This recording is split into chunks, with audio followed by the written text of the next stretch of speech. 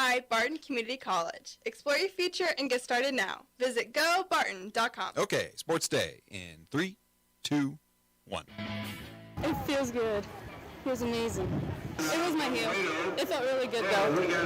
I'm glad I ended my career on that one. Fly ball toward the gap in right center. That's down for a hit. That's going to go to the fence. Salvi rounding second. He will be waved around third base. Here he comes. The throw home is not in time.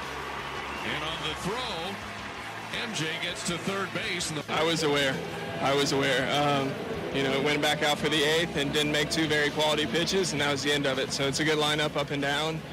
We got to make quality pitches. And Freddie and I had a great game plan, going into the game and executed it well. Miami now in his zone defense with Brown on the right wing. Lost the ball, poked from behind by Butler. Butler gets it back and slams it. And the lead is 17.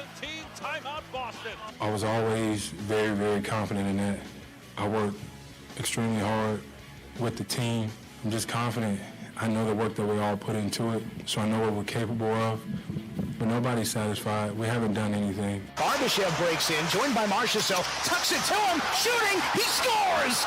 Jonathan Marchessault, backhand goal, a 2-on-1 set up by Barbashev. 4-0 Golden Knights. We try to do whatever is the best for the team, but obviously I want to do the best for myself as well. But at the same time, I've always said I worry about legacy and winning rings more than making money at this moment. I don't know, we'll have to go through all that. My thing is, where does it stop, right? So you start taking pieces, and, we'll see how this goes, but you don't want to take too many pieces away, be playing flag football. And welcome to Sports Day on 1590 KVGB 95.5 FM, the talk of the town. It's been a long time since I was in school, but today I relive the feeling of the last day of school before summer break begins. Look at that. It's like when you get to take your final lunch in the little brown paper bag and you get some Cheetos and a great pop. Oh, and the ice cream, or not the ice, but the popsicles, like in the little pouches. Ooh. We don't have any of those things in here. I should have brought something. We got some barbecue sauce. We can have a drink. Yeah, it's the last show until it's a summer vacation, and then Sports Day when we get in mid-August. Someone asked me, what date's that? I said, it's mid-August. Somewhere in mid-August, Sports Day will come back. But what a fun year it was. I'm Steve Webster, Aaron Clark, who is a late addition to the show, Mike Corson, and Mike Hesher. What up, brother? Let's have some fun. All right, let's have some fun today. Okay, we on the show, Connor Nichols going to do one more show with us. We have some state champion track and field athletes coming in. Coy Benke, right, is going to be one, but he's not coming in, though. He's out of state, so we going to catch up with him. Class 2A 200-meter dash winner, and then Hoisington, 2 pole vault champions. We'll have those. Okay. And fun and mayhem all the way through. Sounds the past 24 hours or so. Senior Valerie Luna winning the 5A title in the high jump by clearing 5.6. School record holder at 5.7. Just missed her final attempt at 5.8. Talking about it, hit it with her hip, but still nice way to close out her Great Bend Lady Panther career. Yeah, she basically had it cleared. I think it was her toe that caught it on the way down. She'd already won it, so it was just a record's sake. And I asked her, were you going for the 5A meet record? No, it was up there a ways. So just trying to add an inch to her school record with no pressure. And Sadie Spray got third and knew those points were going to be very valuable. And obviously they were, but great finish. I just thought it was impressive that she didn't have to even jump over Lashley to win the state title. She didn't have to clear her coach, 5.7 was tough. It's been that group of girls the whole season in the WAC. Because the Hayes sophomore was right in there at number 2, so those girls have probably seen each other 5 times this year. And you did ask her what the record was. So were you going for a record? It's 5.11. Is that what I knew? It was about 5.11 up there a ways. Woo! Okay, so more track and field talk coming up here. The call on KVGB yesterday, MJ Melendez hitting an RBI triple. That gave the Royals a 2-0 lead over the Cardinals at the top of the fifth. Kansas City went on to win 7-0. Mike Myers, you heard him, 31-year-old left-hander who pitched for the Cardinals from 2016 to 2019. He had a career ERA with the Cardinals of 7.54. He retired 18 consecutive batters before Arenado lining a 1-0 slider to left on his 72nd pitch. You know what they should have been doing those between every pitch? The Halloween music, the little piano thing. Get those batters psyched out. Michael Myers is on the mound. I get that. Okay. Last show. I don't know what it says more about the Cardinals. Of course, they're like 5 or 6 games out, and their record is horrible. So the Central Division of the American League and the National League are not very good right now. The Cardinals might as well not even shown up. And it's amazing that the Royals announcers, I mean, Cardinals were so bad yesterday that Denny Matthews is making fun of the Cardinals. I said, what? It's like, Scoreboard. You got room to talk, don't you? Like I said this morning, Hesh says it's not a win streak until it's 3 games. What do you know? We're going off the air for a few months. When we come back in August, they could still be winning. Okay, let's go ahead and review the records that we predicted here. Hesh? Okay, we have Corson, 87 and 75. And the lowest one, and the one that looks to be maybe not a little bit too optimistic, was Aaron at 56 and 106. So, yeah. Royals will go for the sweep tonight and a 3-game winning streak. It's a 2-game series, and they'll be lucky to get it. We'll have it for you at 6 right here on KVGB. Greinke's pitching, right? Yeah. He doesn't pitch very well on the road, so. How many has he lost now? It's been a lot on the road.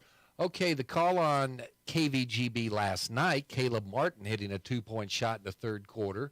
Heat beat the Celtics 103-84. Jimmy Butler scoring 28 points. Caleb Martin giving Miami 26 points, 10 rebounds, Game 7. Jimmy Butler talking about the confidence that he has in his team. I had to come clean this morning. It was painful. You going to tell him? I watched the NBA game on Saturday night. He's coming over to the dark side, boys. And it was good. Very good. It was entertaining. But, I feel like Rip Van Winkle. I really, really do, because I don't remember it was before COVID when I really kind of got locked into an NBA game. So you can throw that flag to get a replay now? Well, it's a wave of the hand, actually, not a throw of the flag. So they have replays in NBA basketball. They do. It's been implemented a couple times. It's been there for, I think, since maybe a before year. COVID, right? Steve, I'm not angry with you. I'm just disappointed. It was a great game. And LeBron wasn't playing. It wasn't. It was, and big guys, and they're playing hard, and they actually took some other shots. There were some nice passes, and that's what people I was going to say. Cutting to the basket. There's a lot of stuff to like in there what you got to people see. launching 3-point shots. All the time. There's a lot of Jimmy Butler's a terrific mid-range shot. We saw Caleb Martin's been hitting his stride. No, he was not. That's why the Celtics were able to get away. But I also liked it. It's kind of a historical match, not necessarily between two teams who have a deep history against each other, but Celtics and Heat both have a history of being contenders and dominant forces in the East. A nice little matchup between the two. But it wasn't the same, though. I mean, where's the old Boston Garden where, they've got big fans on the sideline because there's no air conditioning. And it's like 96 degrees in the building, and people are just keeling over. This new whatever the place called in Boston now. What is it? The TD Garden. The TD Garden. Yeah. I think if you like that, though, I think you'll have you seen Nikola Jokic play much for the Nuggets? I think you'll be impressed with him. That kid can play. I bet. See, brings me to another dilemma. Who am I going to root for? I found myself rooting for the Celtics. I hated the Celtics for years and years. I hated the Celtics, and then there I was wanting. You hated them because they won. Well, they're playing the Lakers sometimes, but so now would I dare root for the Nuggets, a team from Denver? Yeah, but it's not the same to me. I mean, there's the teams from Denver, and then there's the Broncos. I can root for teams for the Denver. I can't root for the Broncos. I've already established you will find me in the mine looking for gold nuggets, boys. We're rolling all the way. Well, yeah. Because, I mean, Denver's a fantastic I love Denver. Other than the Broncos, the Rockies, the Nuggets, and the Avalanche. Only 4 things wrong with Denver. Well, you don't have to. So you I don't can't have root to, for one of the things. You don't have to dislike the Avalanche and the Nuggets. Yeah, you do. There's not a Kansas City team for them to play against. Red Wings, but they haven't been relevant in a long time. So Titletown, it's coming back. Hey, we will have Game 1 of the NBA Finals Thursday night, right here, starting at 6:30, and we'll also have Game 2 for you coming up on Sunday. Nuggets coming off a long rest. Who's the Hall of Fame NBA? Marv Albert? Yeah, his son does the hockey games. Keep thinking it's Peter Griffin from Family Guy. That nasal voice of his, it drives me nuts. No. Who's he do? He was doing. He does National Hockey League. Man, those guys are so lucky. They get to do game winners every night. Why didn't Fort Hays State add a hockey team? I wanted them to. This perfect rink size.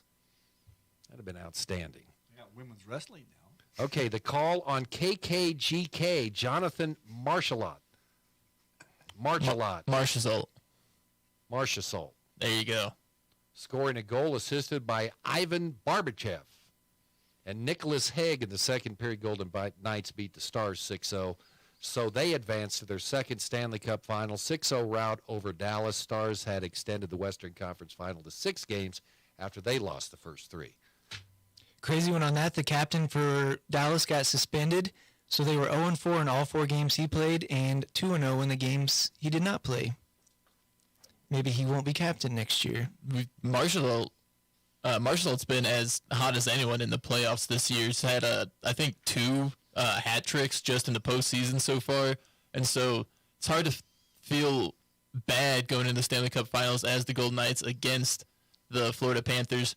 I love the story of the Golden Knights, established in that, I think 2018 was their first season, and this is their second Stanley Cup Final in that time. It's great. Let's get a champion. I appreciate you guys being hockey fans because it's the greatest. It's the oldest trophy in North American sports, the Stanley Cup. Patrick Mahomes. These are words Kansas City Chiefs fans love to. He cares more about Super Bowls and legacy than he does money. We'll see if people continue to get more money than him, how long that will last. But it's at least also easy to say when you got $450 million in the bank. I concur. Yes. So what's the difference, Hesh? Because you're a man of money. You've told me many times you're independently wealthy.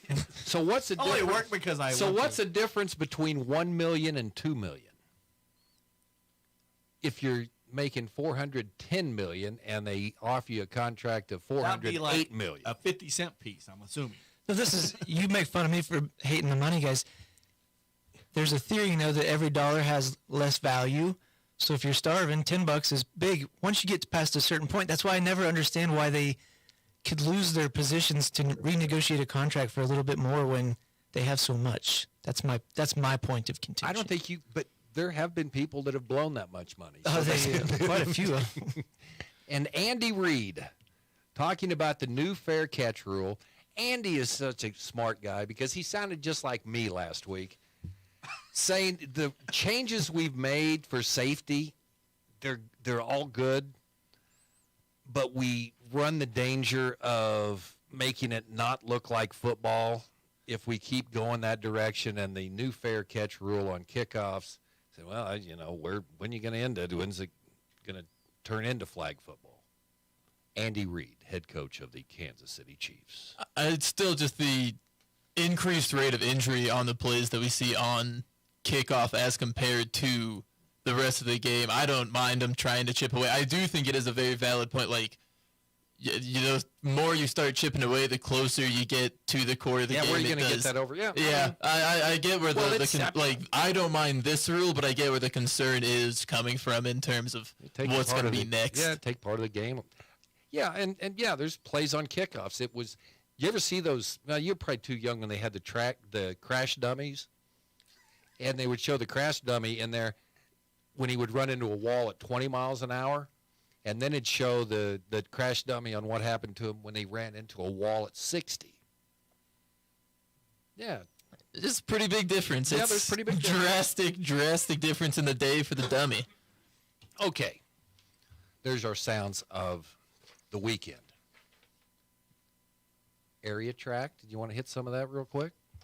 I know you do because you went all that work to do it.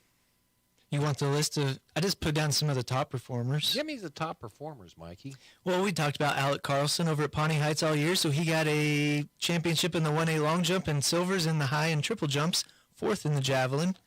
Brennan Steiner from La Crosse, 4th in the 100-meter hurdles in 1A.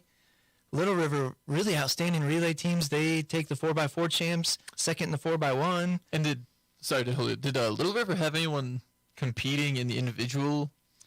They did. They had a couple of hurdlers in, and then Havana Olanders, she's just a freshman. She was the triple jump champ. Olivia Hands over in Pawnee Heights, 2nd in the discus, and that was going to be a runaway, so that's kind of a best option there. The big one, Macy Russell down in Maxville, not only wins the 1A javelin, sets the 1A meet record.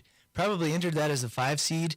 Lauren Ozier from Central Plains gets 5th in that. Both of them beat the Lebo girl who won last year and is signed with Kansas State. Russell had 2 of the top 3 kids. There were 3 kids that went 6'4" in the high jump in Class 3A. 2 of them are from Russell. So senior Braden Strobel gets the title, and Jace Pierman gets 3rd. Riley Stone from Ellsworth, 3rd in the 100-meter dash in 3A. We'll be talking to Josiah Ball here shortly.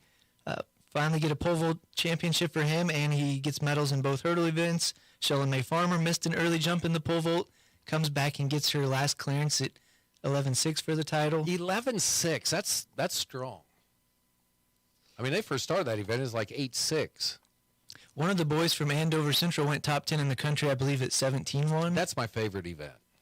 Pole vault. We're going to break it down because it's a weird thing to learn. I don't know if you can be a more different athlete than what I was in high school than a pole vaulter. Like, from what I was as an athlete in high school to what a pole vaulter is, I don't know if you can be much more opposite in what you need and what you have. Well, I think it was Carol Swinson who says on the speaker as he's getting ready to go, not only is he going 17 feet in the air, he's doing a handstand on a pole. It's, real quick, just some learned ones. Kaylee Hagerman, a sophomore, gets 2nd in the long jump behind the defending champ from Heritage Christian, who also won the triple. And in the triple, Jamie Hagerman's a senior over at Larned. She's battled injuries all year. She got 3rd, and Hoisington's Mallory Mooney 8th with a medal. Okay. And you're... Okay. And I didn't mention Coy Brock because we got him, but state champ in the 2A 200 and medalist in the 4x4 and 100. Did a fantastic job covering everybody. And your passion, where did you get your passion for track and field? Money. No, I tell you, I had buddies. You rip on Patrick Mahomes. It's all about the money. Come on. Well, hey, Jordan's not making millions now. That's an important stipulation. He was making $10, and that means a lot to him. My buddies on the 4x8 team that still has the record at Great Bend High School got me to go to a meet one time. It didn't make any sense to me. What do you just run? But when you start breaking down the times, and if you look at some of the team scores that impacted Great Bend's finish, or Andale gets first place again by half a point, and one of those races was decided by 0.02 of a second, it's just remarkable that most of the best athletes in the state are out there at the state meet, and then how close some of those. Coy Binky finishes in the 100. He's 3rd by 0.03 of a second. So 3 kids crossed in the space of 0.03 of a second. I never understood my pop. He reminds me of, because, okay, he was a football coach, coached basketball some, mostly a football coach, school teacher. But the thing he had more passion for than anything, he loved track and field. He loved hosting track meets. I said, why would you want to so much work. I would say, like, as a football player, so many variables. What's the defense going to throw at you? Is your guy going to catch the ball if you put it on his hands? Track, how can I cut 0.2 seconds? How can I cut 0.5 seconds? It's a kind of an art form, what they do, and so much technique involved. And so I can see where that would be obsessive, just trying to cut. Okay, tell me the story of Mr. Benke again. So he was a 400 kid last year. They put him in the 102 this year. He's a big, tall, lanky kid. So he's probably not the greatest out of the blocks, but you get him going, and he's very competitive. Okay, he's going to be on next. State champ with us here on Sports Day. Hey everyone, this is Cole Wright, voice of the Barton Cougars. Attending sporting events for Barton Community College is great, but did you know you can support the athletic teams even further by getting involved with the Cougar Booster Club? The Boosters help with fundraising for equipment and facility upgrades to give Barton athletes every opportunity to keep succeeding at the regional and national levels. Join the Cougar Booster Club as an individual or business. Call 620-792-9377. Become a booster today. Go Cougars. Perkins on 10th Street is calling all food lovers to join us for our delicious Strawberry Freshtival. Start your day with our heavenly fresh strawberry crepes platter, a perfect harmony of juicy strawberries and fluffy crepes, topped with a dollop of whipped cream for that extra touch of indulgence. But don't stop there. Come lunchtime, why not experience our Sonoma chicken salad croissant, paired with a refreshing strawberry salad. It is a delightful duo of savory and sweet that will make your day. And of course, the strawberry pie is back too. So come on down to Perkins on 10th Street for our Strawberry Freshtival. Hurry, these very special delights won't last forever. Get ready for an extraordinary evening of generosity and impact as Claire Barton Foundation moves full steam ahead. Join us on Saturday, June 17th at the Hoisington Columbus Club for our 30th annual benefit dinner and auction. Generosity is the engine that makes progress possible and keeps Claire Barton moving forward. Come journey with us either in person or online. All dinner ticket holders will have a chance to win an awesome door prize, so be sure to secure your tickets now and join us for the benefit dinner and auction June 17th. For more information, visit us online at clairebartonhospital.com. Sports Day is presented by Barton Community College and the Cougar Athletic Department. Sports Day on 1590 KVGB and 95.5 FM. Welcome back to Sports Day, 1590 KVGB, 95.5 FM. Mike Corson joined today by state champion sprinter Coy Benke from Ellenwood. Coy, how's it going? Oh, I'm doing great, sir. How about yourself? Last show of the season. Season's all done. It's going to be a new world. Yes, sir, it is. Class 2A state champion in the 200-meter dash, and this is something that you had never done before. How'd you get into it this year, or why? So throughout my track career in middle school and high school, I've always been a middle distance guy. I was all right at it throughout the years. I was most likely going to do that at Cloud County next year. And then head coach Gower decided to put me in sprints. He saw me in practice, and he just decided to put me in a sprint, one of the first meets of the season. And so I did pretty good at it. I got second in the 200 at the Lions meet. And then a few weeks later, I tried 200 and 100 together. Did pretty good in both of those. And then so we tried out in regionals and kept getting first place. And state, luckily got it in 200 and then got third in the 100. And you've ran the 400 before. You're on the 4x1, the 4x4. How do the 100 and 200 differ for a racer compared to those? Right. So in the 400, it's a little bit of a different race. You might be saving your energy until that 200-meter mark. But for the 100 and 200, you're going all out. You're trying to go as fast as you can, and it's just a little bit different. Obviously, the Pleasanton kid, Isaiah Bates, was, I believe, the reigning champion in both of them. Kind of pulled up lame in the 100. Did you guys know that going into the 200 that he was not going to be a factor? I did not know what was going to happen. I was really hoping I was going to be able to race against him in the 200. I think it would have been a really, really close race. I beat him in preliminaries by more than 0.5 seconds, and I was really looking forward to it. But, yeah, I was kind of looking for anticipation. I didn't know if he was going to run or not. But, yeah, I was really hoping I could have raced against him. And we'll look real quick at the 100-meter dash times. Inman and Moundridge had two really good kids. They go 10.95, 10.96, and you're right there at 10.98. On those races, that's 0.03 of a second with three kids finishing. When do you get an idea of who the winner is?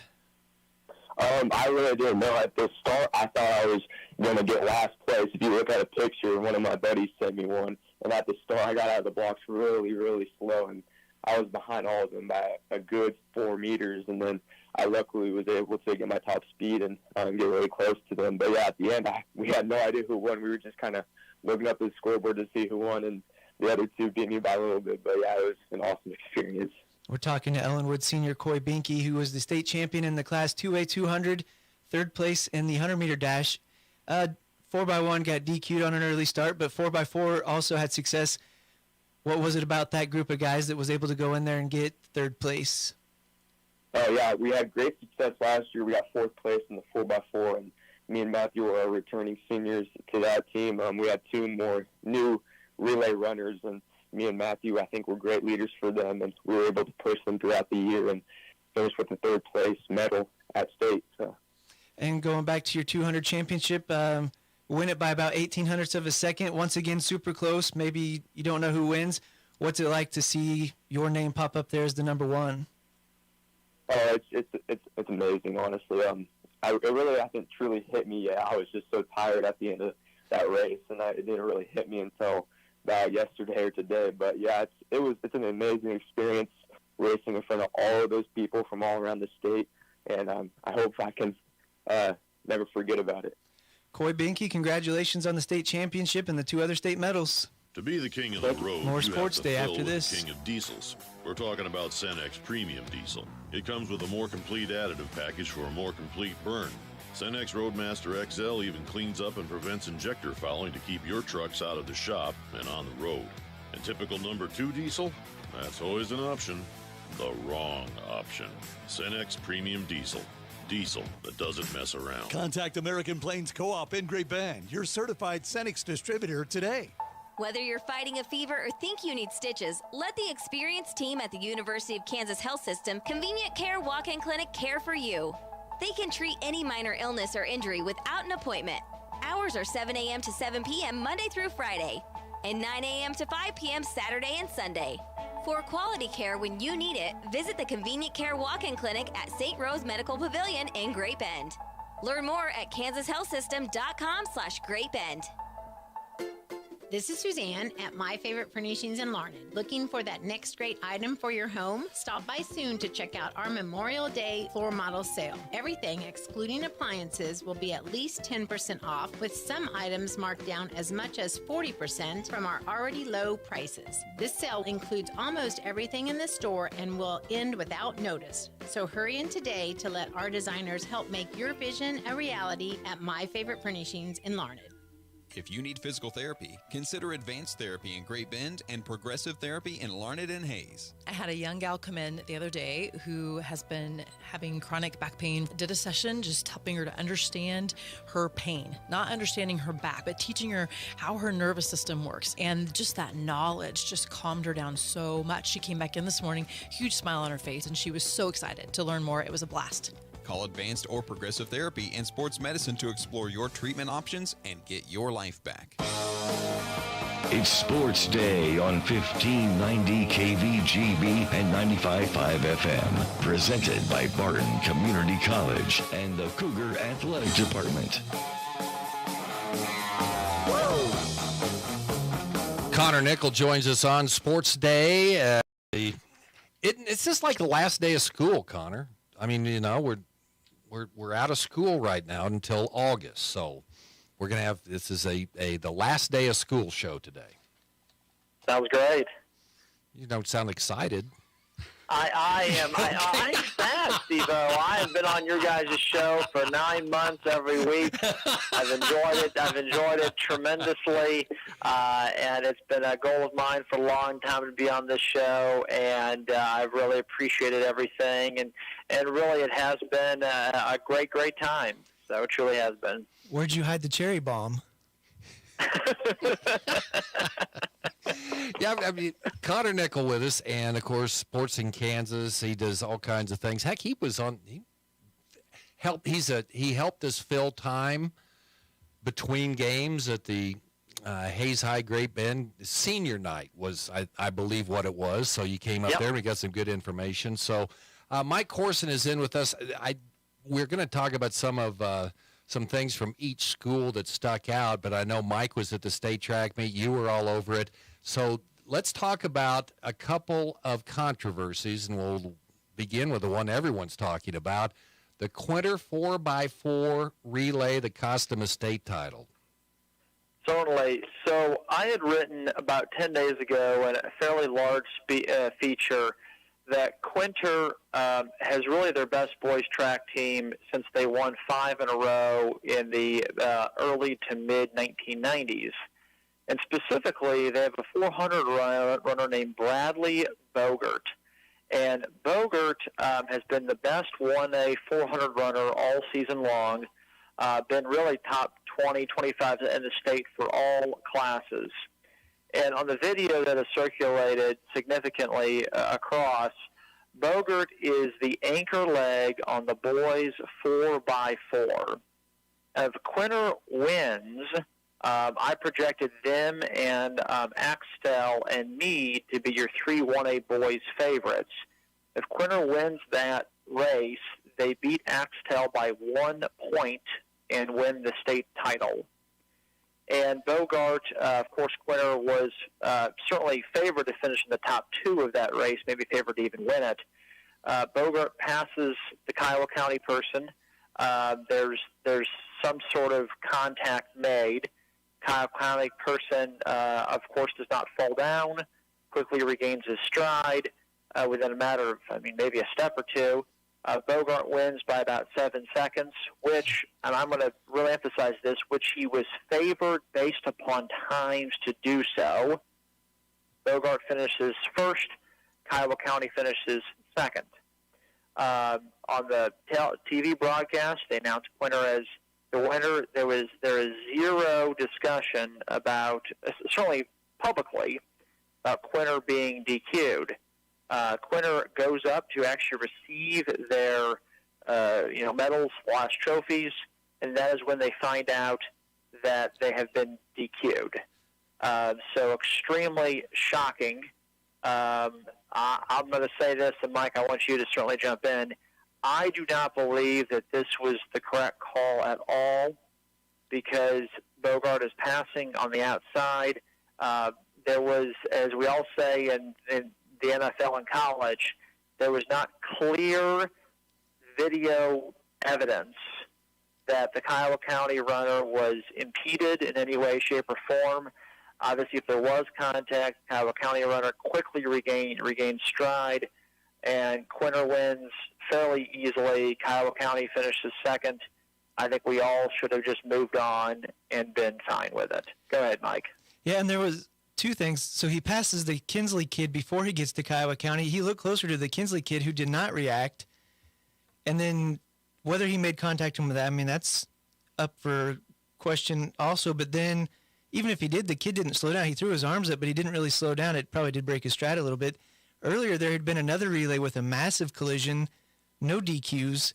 So it is odd that they picked this one with, if there was contact, it was minuscule. And it was a blowaway race. That kid from Quinter, he torched the track. Yeah, just incredibly shocking. Quinter had not gone through a good regional at all. One of their seniors who would have been on the 4x8 and he was part of their state cross-country team in the fall actually got hurt in the regional meet. He's been kind of one of their captains, Matthew Elder. So, Quinter had a very emotional regional meet, and then Lakin Getz in the throws actually wins a relatively unexpected state title. And then Axtell in certain events, specifically the 200, did not finish where they were supposed to. So, Quinter, even with Elder being hurt, still had a shot to win it entering the 4x4. And I think Quinter was really excited about it. My goodness, we have Bradley Bogart on the anchor leg. If he can win this, he's the best 1A 400 runner, has been all season long. We should win a state title. And then it doesn't happen in really a bad way. And we always talked about this. Teams and sports, you only have such a small window to win a state championship. And Quinter believed that window was this year. They graduate certainly several key runners. It's just really unfortunate that it was taken away in this way. Something about Quinter and the 4x4. I remember the girls 4x4. They were going to win the state. They had the fastest time, and in the finals, they false started. Didn't get any points and lost it. So another, tell me about Kendall Yarnell in the throws. So Kendall Yarnell is a softball and track athlete for Olathe Northwest. She was the Sunflower League Player of the Year last year in softball. Is a Central Florida softball commit. Truly one of the best 9 to 12 players in Kansas. Olathe Northwest entered state softball undefeated on Thursday, wins their first round game, loses to Washburn Rural in the semifinals, and Friday morning in a very long game. I think it went 12 innings. And the Yarnell family and the team elected, since the shot put was going on during the semifinal game, that she was going to scratch out of that. But if they lost the semifinal game, they were going to drive from KU, side of state softball, to Cessna, compete in the discus, which is her best event. She was ranked number 1 in. She had the best 6A throw, had a really good shot to win it, was second, I believe, at state last year. Her dad is also the Northwest throwing coach. She gets down there, and they say, oh, you cannot throw the discus because of an obscure ruling dealing with how you scratched in the shot put. And then there was an appeal, and they allowed her to warm up. Then she stepped in the ring for her first throw, and then they said, oh, sorry, you cannot throw. You're going to be out. You're going to be scratched out. And the whole kind of circulation surrounds at the state track meet. And, Mike, I've covered many state track meets. You have, too. I've never even heard of this ruling. And one prominent throws coach who has no dog in this fight DM'd me on Monday and said, I've never even heard of this rule either, that you have to scratch people in this very specific way that's included in the Keisha track coach's packet. And so even though she was obviously not throwing in the shot put, because that happened during the state softball game, they did not basically scratch her appropriately, and thus they could not throw her in the discus. I think there's a lot of blame that can go around on all of this. And Kendall Yarnell's mother posted something basically in that ilk this morning saying there should have been more communication across the board. The biggest takeaway I can take away is that the officials who run Keisha track events do not read or listen to media. They have no idea who Kendall Yarnell is. No clue.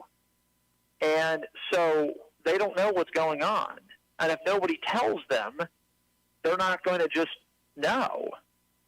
And so there should have been consistent double and triple checking communication from, Mark Lentz all the way down to the official running discus saying, this is our plan. If this happens, can we do this?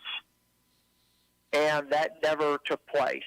I think it's extremely unfortunate that an obscure ruling that, from what I understand, no opposing coaches were going to fight on if they let her throw, kept her out of throwing and did a tremendous amount of harm. This was not good all the way around. Go ahead, Mike, on your thoughts. Yeah, I would liken it to going to a store where you don't know what you're going to buy, but you ask somebody who works there, and hopefully they have some information, and you walk out with what you need. So if there's a specific rule, hey, let's make sure we're addressing that rule, why we're doing this. And it makes me wonder who they were in communication with and why that wasn't brought up, or why the appeal wouldn't have worked, especially if none of the coaches were going to challenge it. Yeah, just very strange. And so she was very emotional. This was so well known in the last 2 years that Keisha actually featured her on their website last month. I've written about her several times, including last year. But Keisha actually featured her last month on their website for doing both sports. So the optics of this look really bad. Last year she had a meet where she was playing softball. I think it was maybe even a home game but definitely close enough where she could have competed in the track meet on that same day. And she actually came over in her softball full pants, jersey, socks, everything, and actually threw in the discus ring. So this is, again, an athlete who has done this for quite some time and been very, very public about it. And for her not to be able to throw at Acacia State because of some obscure ruling and lack of communication, just really, really sad, quite honestly. The only thing I'm going to throw in here, guys, what about that girl that didn't qualify for state because she qualified for state in the shot put, and when she knew all along that she could be scratched, that she might be scratched. So, I mean, there's a kid that didn't even get a go. They could have competed but you've got a person trying to participate in two different sports at the same time. So, I mean, there's another person that didn't even get to go to the state track meet and then could have. I don't know. There's a different way to look at it, I guess.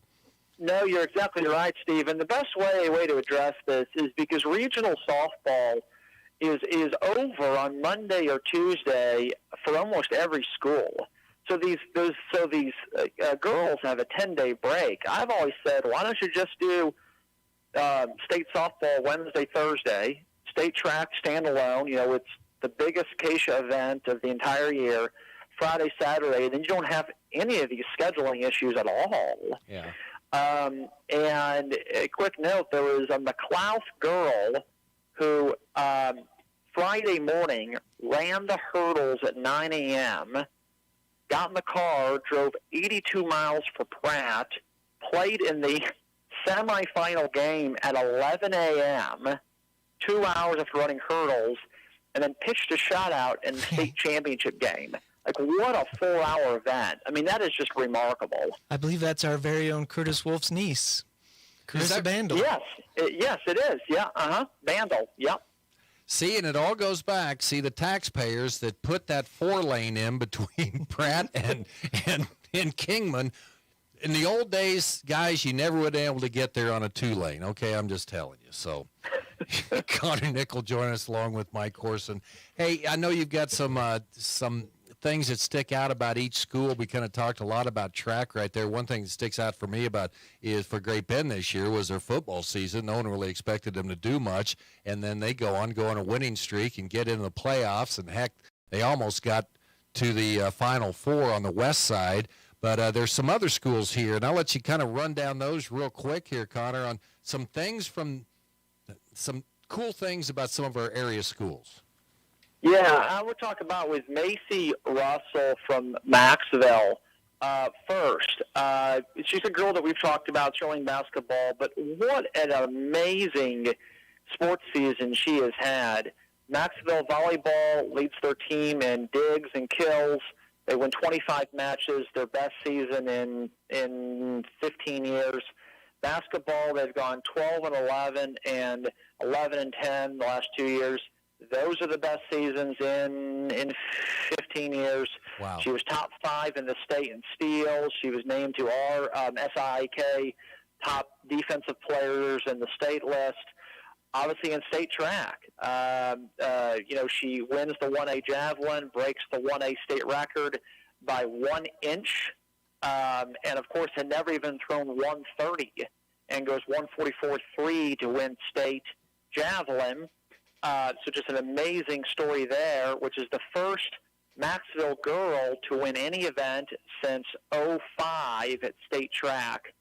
Maxville boys, what I take away from this season is that Maxville boys group, just an historically great group where we've talked about that depth, that there's really statistically no team that we have found who had so many kids score 900-plus points.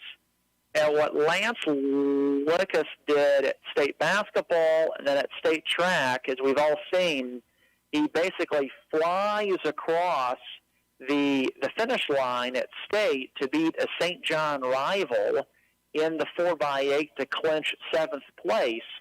That was actually the second time he did that this year. He did the same thing at the St. John meet to fly across the same St. John runner to take third. So that Maxville group is something that I will remember for a long time. what Alec Carlson has done at Pawnee Heights, again, another amazing track meet, second in the high jump, second in the long, second in the triple, just an incredible athlete, one of the all-time great basketball scorers, and then what Britt Dutton did. Truly, honestly, one of the top 20 of all time in Kansas history. To reach 2,000 career points, I mean, that's just a monumental achievement there. And then the last thing is what Larned baseball did. Brady Hope's injury and his coming back. What an amazing story there for Larned to get in. Obviously, we talked about it was going to be a huge task to try and beat McPherson, who ended up winning 4A. But Caden Morgan, their shortstop, how about this fact? In the last year, he's made state baseball with TMT. He's made state basketball for, of course, his own team, what lacrosse did, first state trip in almost 30 years. And then, of course, the co-op with Larned this spring. So Caden Morgan, 3 trips to state with 2 sports and 3 schools in 1 year. That's quite something. He's the most impressive high school free agent that we've ever had. And one more thing, and the streak ends at Central Plains. Yes. I think that was the biggest, certainly girls basketball story all year long. I actually talked to Coach Stiles about this a couple of days ago. My daughter, we were in Claflin for Jackie Stiles camp. Half of our girls team went, and that was really fun. And Emily Ryan was also there, too. Got to say hi to her some. And Coach Stiles, actually, we talked about it, and he said, all the credit to D West, which, of course, won state, because we just did not play our best game that day either. It would have been nice to see Hammocky, for sure, go out with a great note. We saw this with P. Berger and Taryn Sides. Even though Taryn Sides lost that semifinal game, she still had 30 points. It was still a wonderful game for her. You want to see everybody, but you want to see stars in particular go out, and even if they lose, play a really good game. And obviously Donovan West really controlled that game, and then of course won a great state championship game against Quinter. We were talking about, Central Plains is going to be really good again, but what we saw in girls basketball, really in any sport, may never be matched again. That's just incredible stuff. Connors, appreciate you so much making our show what it is, and we will talk to you in August, my friend. Steve-O, Corson, 2 champions right here. We appreciate all things, and we'll see you again soon. Okay, all right, thank you very much. Connor Nickel joining us right now. It's just one of those, he Hash, it's all right. Is he getting a salary from you guys or what? My goodness. Well, yeah. Okay, I guess we're not in a very. And Aaron, the same thing. You're just okay. We're taking your cut to okay. take care. That's You got fine. to take care of Connor. Anyway. Okay, Mike Corson coming up next from the Mayo Money Management Studios, 1590 KVGB Great Bend and 95.5 FM K238CK Hoisington. Venture Corporation is a homegrown company with almost 50 years of experience in asphalt, paving, and construction, and they need equipment operators, mechanics, and CDL drivers. Venture offers many benefits, including 401k and Blue Cross Blue Shield health insurance. Call Leslie for all the details. Work for a family-owned and family-oriented company that is here today and will be here in the future.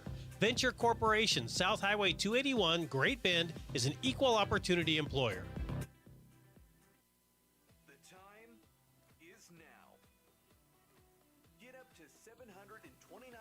off devices like the Samsung Galaxy S23 or the iPhone 14 Pro. Bring your number to us and you can also get a $100 Visa gift card. Only at Next Tech Wireless, home on the range. It's Sports Day on 1590 KVGB and 95.5 FM. Presented by Barton Community College and the Cougar Athletic Department. Welcome back to Sports Day, 1590 KVGB, 95.5 FM. Mike Corson joined by two more state champions. Got Hoisington's Shella May Farmer and Josiah Ball. How we doing today? Yeah, we're doing good. Thanks for having us. So, Shella May, we'll start with you because you're a reigning state champion. Any extra pressure going into state as a champ? Oh yeah, it was definitely a pressure-filled season coming in, having to come back and know that I'd have a target on my back and have to defend the championship once again. Definitely some stress in the early season, but... And Peters from Smoky Valley, Brianne Peters got second behind you last year. Her sister's one of the best the state's ever seen. Mm-hmm. You guys saw each other a bunch. Is that fun or frustrating to run into her every week? I mean, I personally love it. We've been jumping together since we were in 7th grade. It's always been fun jumping with her. We became really good friends. We just push each other to do our best every time we see each other, and we both have a lot of fun with it. And so you missed it you ended up winning at 11-6, Mm-hmm.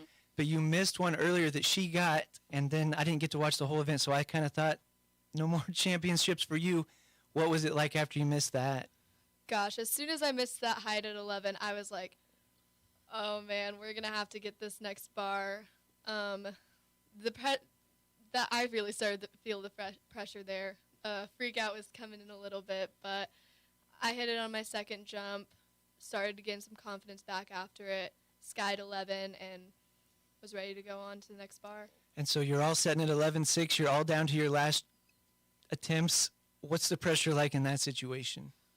After missing those first 2 bars, I was like, okay, we got to focus up right now. But I got pulled out of the event right before I took my 3rd jump to go run on our 4x1, which I'm really thankful that we got to do that because it forced me to think about something else for a little bit and just get all my bearings and get my head in the right spot so I could come back and make that bar. Josiah, Ball brothers have been pole vaulters and hurdlers for about as long as I've covered sports down here. Any extra pressure for you to go up there and perform? You've been the 3A leader pretty much all year. I mean, the pressure was definitely on. My brothers really pushed me to excel. I mean, you have both of my brothers have won pole vault before, and my other brother, Chris, who vaulted 14 his senior year, took 4th and placed every year in track. So my brothers were excelling, and with the pressure on my brothers, when they had it, it definitely carried on to me, them wanting me to do my best. So, yeah, it was good. And I think you were the 3A leader all year, but your regional was super crazy. You had 3 kids go 14, and I think the same 3 of you went 14 at state. How does that change competition for you? The competition was, I mean, it was a good experience at regionals because the stress level was like the exact same. I mean, but after I got 3rd at regionals with all making the same height, but based off attempts, they beat me. At state, I knew I had to make 14 on my first attempt to win it, and I made 14 on my first attempt, and I won it. What's it like, both of you, when you go over the bar and you know that you, especially in your case, Josiah, that you did win it, or in your case that you probably won it? What's it like that last fall there to the mat? I mean, I think, well, at least what our coach just preaches to us is that consistency is what wins. So, honestly, coming down from that jump, I mean, when I made that 11-6 bar, I felt like I skied it, and as soon as I made it over that bar, gosh, that I could feel the tears just coming in before I even hit the mat. It's an undescribable feeling. Yeah, all the stress just is relieved when you make your vault. We got about 45 seconds left. We're always kind of curious. Pole vault is one of the weirder track sports just because it's nothing like anything else in life.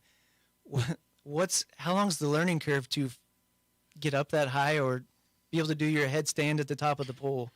Gosh, I mean, we've been doing this, since 5th, 6th grade? Yeah, I've been doing it a long time. My coach Schmidt, let me come down with my brothers when they were in high school. So every time when they were in high school, I would come down and practice pole. Is it a core thing? Is it the stick, or is it arm strength? What is? Gosh, so much goes into it. Shoulder strength, core strength, speed is a big factor into it. And then size and length of pole, the stiffness, there's just weather. There's just so many factors that goes into getting a good jump. And if you're on your right step, if you're not on your right step, you're not even going to be able to go 10 feet in the air. And we're out of time, so we'll mention, Josiah, you also a couple medals in the 110-meter hurdles and the 300 hurdles. had all these questions about, the standards. You can move the pole front and back and different types of size of poles, but maybe save that for your book. Congratulations, Shelley May Farmer, Josiah Ball, state champions in Class 3A. More Sports Day after this. If you're drowning in IRS debt and can't afford to pay, then you need to take advantage of special IRS tax programs that are available and free yourself from IRS collection efforts once and for all. Due to the financial hardship consumers are facing throughout the country, the Internal Revenue Service has made it easier to settle delinquent tax problems. An open phone line has been established by Community Tax for consumers to call and see if they qualify. Take down this number or store it in your cell phone, but call the Community Tax Helpline at 800-587-5063. If you owe back taxes to the IRS and cannot afford to pay them back, or even if you have years of unfiled tax returns, there's no need to fear anymore. But you have to call the Community Tax Helpline today at 800-587-5063 for the help that you need. Don't take on the IRS alone. They can attack your wages, savings, pension, home, and even your Social Security check. Call 800-587-5063 for your free consultation and to see if you qualify. That's 800-587-5063.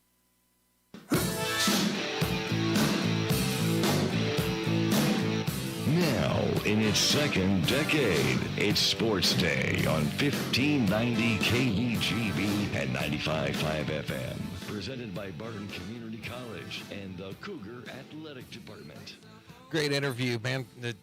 That's impressive. I would really like to get the nuts and bolts of how they're picking which poles, wind. They can move the bar forward and backwards based on where they think they're going to peak. It's how scared they get when they're at the top. Well, if you go 17-1, that's pole vaulting over your house. You go, let's just, even though the 11-6 that Miss Farmer was able to pull, that's a pretty good, that's higher than a basketball hoop that she was just able to casually vault herself over. I used to be a pole vaulter. I was not.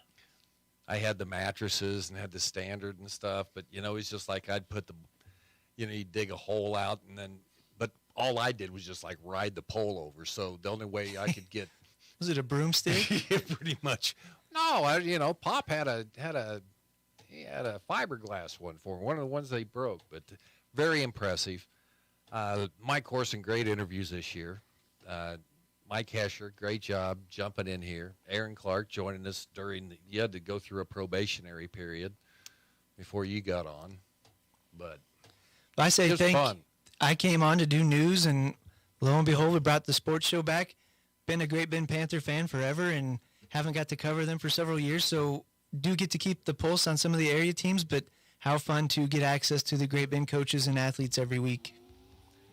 Yeah, and it was great, and to all the athletic directors, I mean, it was really fun to get the kids from the area schools in here that would come up here. I mean, from Maxville, from Stafford, from Ellenwood, from Larned, from Hoisington. Picked a great year to bring it back with all the different state champs that we did get out of school and get to have them come up here, and all the schools played along. Is awesome. From the lacrosse lunchroom, even. Yeah, exactly. Leopards in the lunchroom. That was good stuff. Boys, appreciate it. Enjoy your summer. I appreciate you, Steve. I'll see you in about 3 weeks. Enjoy, Hesh. Smile. It's not that bad. Bring me back a Viking hat. I'll bring you all back Viking hats. Kids were the best part of the show. 10-4. And you.